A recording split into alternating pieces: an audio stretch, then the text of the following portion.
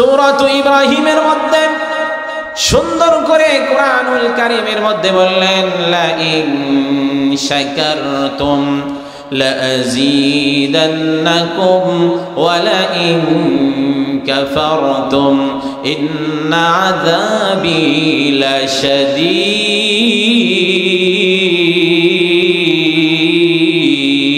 আওয়াজ দিয়ে বলেন আল্লাহু আকবার। আল্লাহ রাব্বুল আলামিন বলেন, হে আমার বান্দারা, হে আমার মুসলমানেরা, হে আমার ইমানদার বান্দাগণেরা, তোমরা যেখানে যে অবস্থায় থাকো না কেন তোমরা অবশ্যই আমার শুকরিয়া আদায় করবে। তোমরা যদি শুকরিয়া আদায় করো, কৃতজ্ঞতা আদায় করো, আমি আল্লাহ রাব্বুল আলামিন তোমাদের নিয়ামতকে বাড়াইয়া দিব। চিৎকার করে বলেন সুবহানাল্লাহ। ইন্না আযাবি লাশাদীদ, নিশ্চয় যারা কি করলো আমার নিয়ামত পাওয়ার পরে তারা শুকরিয়া আদায় করলো না, কৃতজ্ঞতা আদায় করলো না, ইন্না আযাবি লাশাদীদ, আল্লাহ রাব্বুল আলামিন বললেন নিশ্চয় আমার আযাবটা খুব ভয়ঙ্কর। যারা আমার নিয়ামত পেয়ে শুকরিয়া আদায় করলো না, কৃতজ্ঞতা আদায় করলো না, আমি আল্লাহ রাব্বুল আলামিন তাদের নিয়ামতকে ছিনিয়ে নিই। নাউযুবিল্লাহ।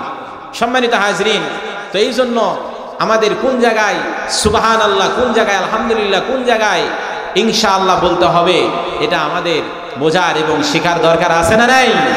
তো আপনাদের মাঝে আয়াতে কারিমা তেলাওয়াত করেছি সূরাত আলী ইমরান থেকে। আল্লাহ বলছেন ইয়া আইয়ুহাল্লাযীনা আমানুত্তাকুল্লাহ, ও ঈমানদারেরা ইত্তাকুল্লাহ, আমি আল্লাহকে ভয় করো, ভয় করার মতো ভয় করো, যে রকম ভয় করেছে আমার নবীরা, যে রকম ভয় করেছে আম্বিয়ারা, যে রকম ভয় করেছে সাহাবীরা, যে রকম ভয় করেছে আমার ওলি আউলিয়ারা, সেই রকম ভয় করার মতো ভয় করো। সম্মানিত হাজরিন, আমরা নামী মুসলমান, কামি মুসলমান একটাও নয়, কথা বলেন ঠিক কিনা? তো আজকে এই গ্রামে, আমাদের এই তেলধাপ গ্রামে ফোরকানিয়া মাদ্রাসা আছে। এই মাদ্রাসায় যে শিক্ষাগুলো দেওয়া হয় এগুলো কি খালি ওই দুনিয়াবি শিক্ষা দেওয়া হয়? এখানে শিক্ষা দেওয়া হয় কোরআনের, এখানে শিক্ষা দেওয়া হয় রসুলের হাদিসের, এখানে শিক্ষা দেওয়া হয় ইসলামের, এখানে শিক্ষা দেওয়া হয় সুদ ঘুষ হারাম সব সম্পর্কে, কথা বলেন ঠিক কিনা? তো আমরা যে এই তেলধাপ ফোরকানিয়া মাদ্রাসা উপলক্ষ করি একটা অনেক বড় একটা বিরাট আয়োজন করেছি। এই আয়োজন করা, এটা কি আমাদের ব্যথা যাবে? না। কিন্তু আমরা যে আয়োজন করেছি আমরা ভালোটাই করেছি। আল্লাহ পাক কিয়ামতের মাঠে বান্দার ওসিলা খুঁজবে। কি খুঁজবে? ওসিলা। ওসিলা দিয়ে মানুষকে আল্লাহ পাক মাফ করে দেবেন এবং আল্লাহ পাক তাদেরকে জান্নাতে দিয়ে দেবেন। জোরে বলেন সুবহানাল্লাহ। তো আমরা যে এখানে বসে আছি, এই সামিয়ানা, এটা জান্নাতের অংশ কিনা? জান্নাতের অংশ কিনা? ছোট্ট একটা উদাহরণ দেই। যদি আমরা এখন বগুড়াতে যাইতে চাই, কিংবা রংপুরে, কিংবা ঢাকায়, কিংবা রাজশাহীতে, তাহলে আমাদের কোথায় যেতে হবে? আমাদের এখান থেকে আগে তেলধাপ এই মোড়ে যাইতে হবে, ওখান থেকে বারোপুর অথবা চারমাথায় ঢাকায় যাইতে হলে, তাহলে যে জায়গাতে বাসটা দাঁড়িয়ে থাকে, ট্রাকটা দাঁড়িয়ে থাকে, তাহলে এই বাসের যে সুপারভাইজার, হেল্পার, এরা ডাকে রাজশাহী, রাজশাহী, ঢাকা, ঢাকা, রংপুর, দিনাজপুর, কথা বলেন ঠিক কিনা?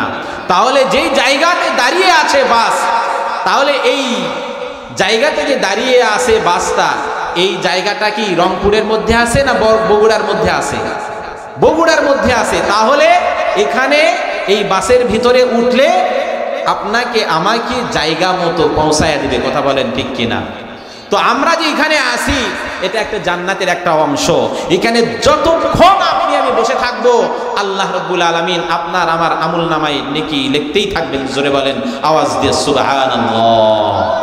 প্রিয় ভাইরা আমার, আল্লাহ রাব্বুল আলামিন 26 নম্বর পারা সূরাত কাফের মধ্যে কোরআনের ভাষায় সুন্দর করে বললেন 18 নম্বর পৃষ্ঠার মধ্যে, মা ইয়ালফিযু মিন কাউলিন ইল্লা লাদাইহি রাকীবুন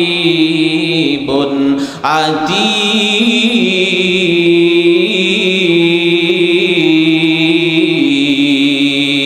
চিৎকার মেরে বলেন আল্লাহু আকবার। আল্লাহ রাব্বুল আলামিন বললেন, হে আমার বান্দারা, তোমরা যাই যে কাজ করো না কেন তা সব কিছু সমস্ত কিছু আমার ফেরেশতারা ভিডিও করে রাখে, রেকর্ড করে রাখে। জোরে বলেন সুবহানাল্লাহ। তাহলে দেখেন আজকে যেই মাহফিলের মধ্যে, এই সামিয়ানার মধ্যে আপনি আমি বসে গিয়েছি, তাহলে এখানে যে বসে আছি অনেক যুবক ভাই, অমিন বাবাজিরা, অনেক মুরব্বীরা বিভিন্ন দোকানপাটের মধ্যে সময় দিতেছে গো, বিভিন্ন বাড়ির মধ্যে সময় দিতেছে। তাহলে এই সময়টা যদি আপনি আমি যদি গীবত গাইতে থাকি অথবা অন্য অন্য গুনাহ যদি করতে থাকি, তাহলে অবশ্যই অবশ্যই এই কথাগুলো কিন্তু রেকর্ড করা হচ্ছে। কথা বলেন ঠিক কিনা? তাহলে এই যে আপনি আমি কোরআনের ভয়ে, কবরের ভয়ে, মৃত্যুর ভয়ে এই যে কোরআনের তাফসীর শোনার জন্য এই যে সামিয়ানার মধ্যে বসে গিয়েছি, আল্লাহ রাব্বুল আলামিন বললেন, হে আমার বান্দারা, তোমরা যে যা কাজ করো না কেন তা সব কিছুই সমস্ত কিন্তু লিখে রাখা হয় এবং রেকর্ড করে রাখা হয়। জোরে বলেন সুবহানাল্লাহ। তাহলে আমরা যে এই জায়গার মধ্যে বসে আছি, তাহলে কোরআনের কথা শুনতেছি, কাল কিয়ামতের মাঠে আপনারে আমারে আল্লাহ পাক এই ওসিলাই মাফ করে দিতে পারেন। জোরে বলেন কথা ঠিক কিনা? পারেন কিনা? কারণ এখানে যতক্ষণ আপনি আমি বসে থাকবো, আপনার আমার আমুল নামায় আল্লাহ পাক নেকি লিখতে থাকতেছেন। জোরে বলেন সুবহানাল্লাহ। তাহলে রেকর্ড করা হচ্ছে, লেখা হচ্ছে, ভিডিও করা হচ্ছে। আপনি আমি ভালো কাজ করতেছি না খারাপ কাজ করতেছি সব কিছুই লিখে রাখতেছে কারা? কিরামান কাতিবিন। আল্লাহ পাক দুইটা ফেরেশতা বান্দার সাথে নিযুক্ত করে রেখেছে। এই বান্দাদের সমস্ত কুকর্ম ভালো কর্মের ফল সব কিছুই তারা লিখতে থাকতেছেন। জোরে বলেন সুবহানাল্লাহ। হয়তো বলবেন কিভাবে লিখে রাখবে? কারণ দেখেন ছোট্ট একটা মোবাইল ফোন, এই মোবাইলের ফোনের মধ্যে দেখবেন অনেক কি আছে, মেমোরি আছে। 1 জিবি নয়, 2 জিবি নয়। আগে যখন মোবাইল ফোনটা নামে ছিল, ওই মোবাইল ফোনের মধ্যে কোনো রকম মেমোরি সেট হতো না। কথা বলেন ঠিক কিনা? এরপরে আসলো 1 জিবি, 2 জিবি, 4 জিবি, 8 জিবি এবং 32 জিবি মেমোরি লাগানো হয়। এই মেমোরির মধ্যে বিভিন্ন ওয়াজ এবং গান এবং বিভিন্ন সিনেমা, বিভিন্ন কৌতুক তুলে রাখা হয়। কথা বলেন ঠিক কিনা? তাহলে এই মেমোরিটা যখন ভরে যায়, বলতেছে একটা মেমোরির মধ্যে 2-1টা গান নয়, যত জিবি হবে ততই মেমোরির মধ্যে কি হবে, বিভিন্ন জিনিসগুলো ডাউনলোড দেওয়া যাবে। তাহলে এখন এমন একটা যুগ এসে গিয়েছে গো, এমন একটা সময় এসে গেছে, এই মোবাইলের মধ্যে এখন মেমোরি ইস্তারা করে তুলতে হয় না। আল্লাহ পাক মানুষকে কত জ্ঞান দিয়েছেন। আল্লাহ পাক বলছেন, ওয়ামা উতিতুম মিনাল ইলমি ইল্লা কলিলা।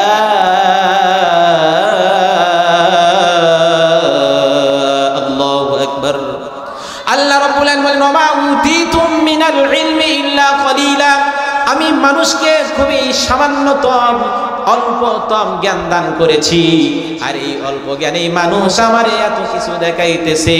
তাহলে আল্লাহ পাক যদি এই মানবকে যদি আরো জ্ঞান দান করতেন, তাহলে কতই কিনা দেখাইতো। কথা বলেন ঠিক কিনা? আল্লাহ রাব্বুল আলামিন কোরআনুল কারীমের মধ্যে আরেক জায়গায় বললেন, খুলিকাল ইনসানু দাঈফা।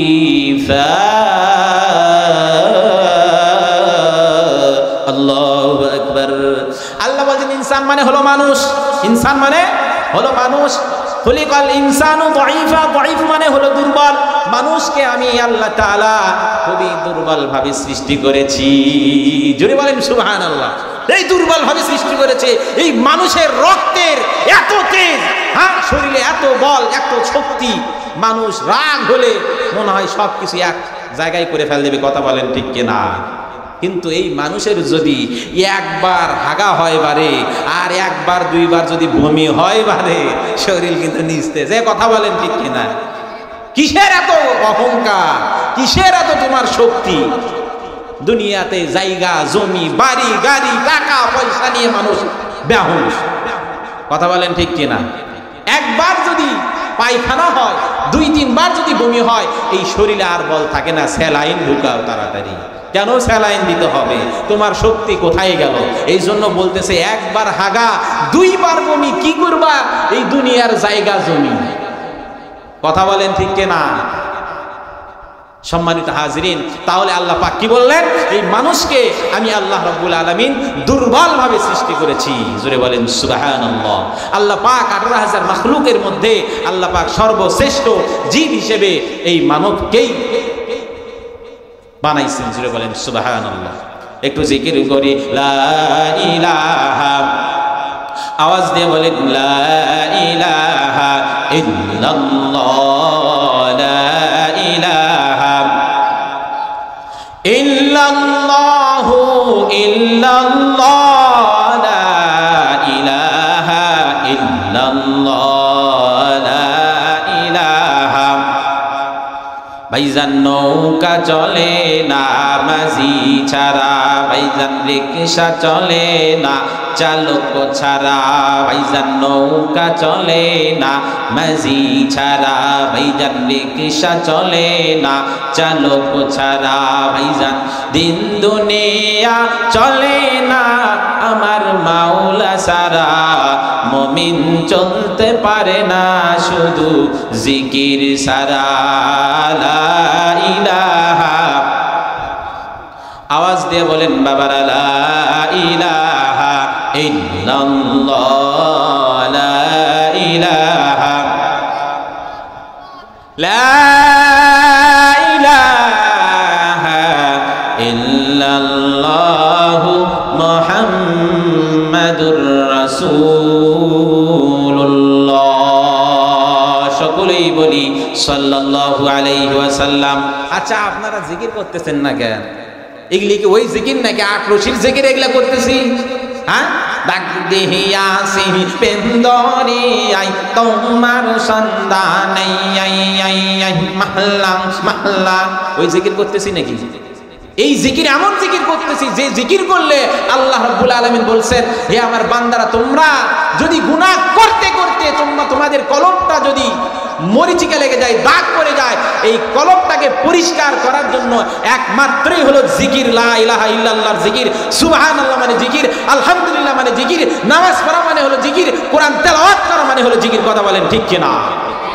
সম্মানিত হাজিরিন, এই জিকির করলে আপনার আমার দিলটা, অন্তরটা কি হবে? পরিষ্কার হবে, নরম হবে। জোরে বলেন সুবহানাল্লাহ। তো এই জন্য জিকির করতেছি, জিকির করতে হবে। জিকির করলেই মজা।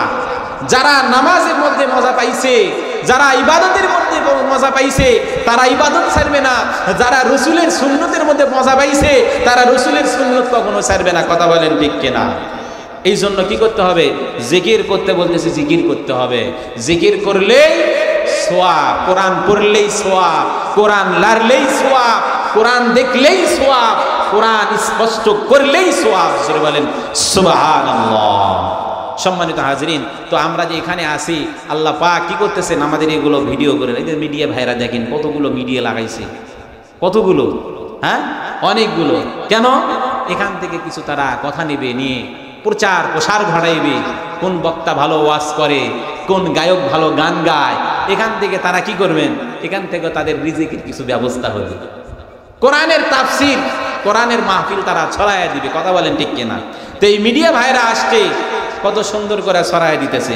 তাহলে এনারা যে ভিডিও করতেছেন, দেখুন আল্লাহ পাকের ক্যামেরা কি তো না একেবারে কন্ত বিশাল বড়। ওই যে বললাম না, মেমোরির উদাহরণ দিলাম, ছোট্ট না মেমোরি, এর মধ্যে হাজার হাজার শত শত গান, গজল, সিনেমা, নাটক মানুষ কি করে? ডাউনলোড দেয়, দিয়ে কি করে? যারা আল্লাহ ভীরু না, এরা এগুলো দেখে। আর যারা আল্লাহ ভীরু, তারা ওয়াজ শুনে, কোরআনের কথা শুনে, কোরআন তেলাওয়াত শুনে। কথা বলেন ঠিক কিনা? সম্মানিত হাজিরিন, তো এই জন্য আমি যে কথা বলতে চাচ্ছি, এই সামিয়ানার মধ্যে আমরা যারা বসে আছি তারা সবাই সৌভাগ্যবান। সবাই একটু হাত তুলে আল্লাহকে দেখান। আল্লাহ সবাইকে আজকে কবুল করে নেন।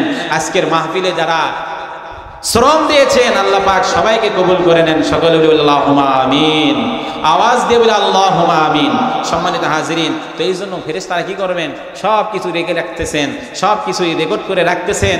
এই ফেরেশতারা কাল কিয়ামতের মাঠে আপনার আমার আমলনামা সব কিছুই কি করে রাখবেন? উঠায়া ধরবেন, তোলায়া ধরবেন। কি করবেন? দেখাইবে এই বান্দারা কি করছে। তো দেখা যাচ্ছে কিছুই নাই, সব আমুলি ফাঁকা, আমুল নামা পাকা নাই। তাহলে দেখা গেছে তেল ধাবে বিভিন্ন জায়গা থেকে, দূর দূরান্ত থেকে মেহমানগণ আসছে, বিভিন্ন মানুষ আসছে, এসে সেখান থেকে কোরআনের কিছু কথা শুনছেন, শ্রবণ করছেন। আল্লাহ পাক বলবে, হে ফেরেশতা, আল্লাহ পাক এত দয়ালু, আল্লাহ পাক বলবে, হে ফেরেশতা, আমার বান্দারে আমি জাহান্নামে আমি দিতে চাই না, আমার বান্দারে কি করো, মাফ কইরা দিয়া জান্নাতে দাও। জোরে বলেন সুবহানাল্লাহ। সম্মানিত হাজিরিন, আল্লাহ রাব্বুল আলামিন 28 নম্বর পারার সূরাতু মুজাদালাতের মধ্যে 2 নম্বর পৃষ্ঠার মধ্যে সুন্দর করে কোরআনের ভাষায় বললেন, মা ইয়াকুনু মিন নাজওয়া সালাসাতিন ইল্লা হুয়া রাবিউহুম ওয়ালা খামসাতিন ইল্লা হুয়া সাদিসুহুম। আল্লাহু আকবার। আল্লাহ রাব্বুল আলামিন বলেন, হে আমার বান্দারা, যেখানে তোমরা দ্বিতীয় হিসেবে থাকো, যেখানে তোমরা তৃতীয় হিসেবে থাকো না কেন, আমি আল্লাহ রাব্বুল আলামিন স্বয়ং নিজে সেখানে তৃতীয় চতুর্থ হিসেবে থাকি। জোরে বলেন সুবহানাল্লাহ। আমরা যেখানে আসি, তাহলে ফেরেশতা যদি ভিডিও রেকর্ড করে রাখতে পারে, আমরা যেখানে ভালো মন্দ গল্প করি না কেন, যেটাই করি না কেন, সেখানে স্বয়ং আল্লাহ আমাদেরকে নিজেই দেখতেছেন। কথা বলেন ঠিক কিনা?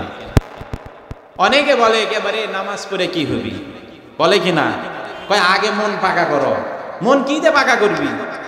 সুদ ঘুষ খায় মন কিতে পাকা হবে?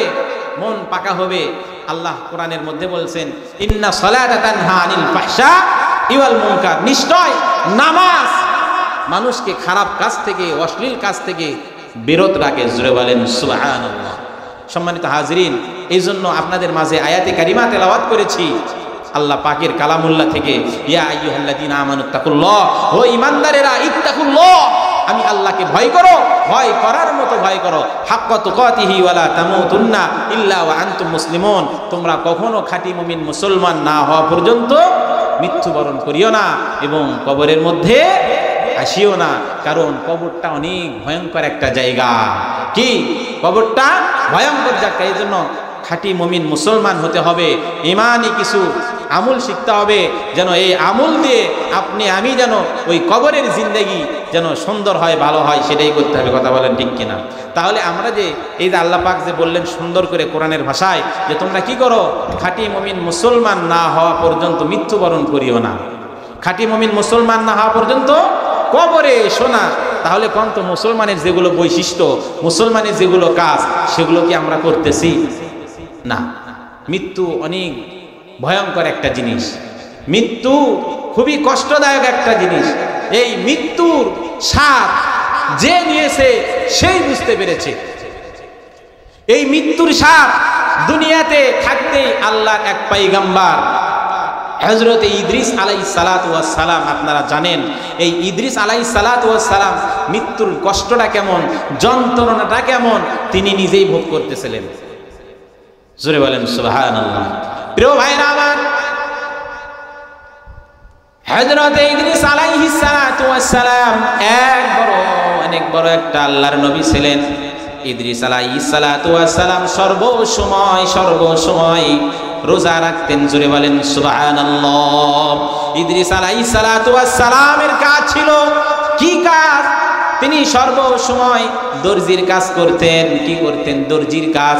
যেমন আমরা অনেকে ব্যবসা বাণিজ্য করি, বিভিন্ন কাঁচামালের ব্যবসা করি, অনেকে মুদিখানার দোকান দিয়েছি, অনেকে ধানের, অনেকে চালের ব্যবসা করি। কথা বলেন ঠিক কিনা?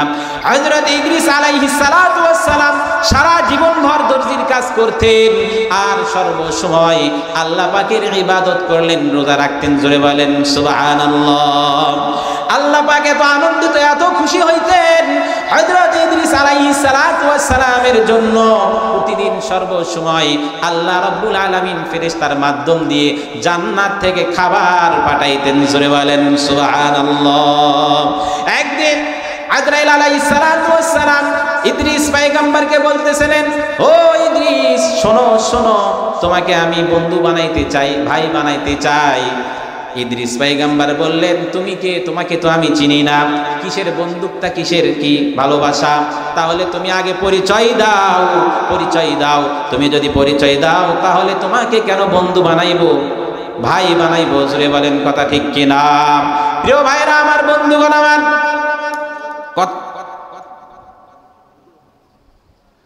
সম্মানিত হাজরিন, দ্বিতীয় মেহমান আমাদের সামনে এসে গিয়েছে। প্রধান মেহমান কিন্তু আগেই চলে আসছেন। প্রধান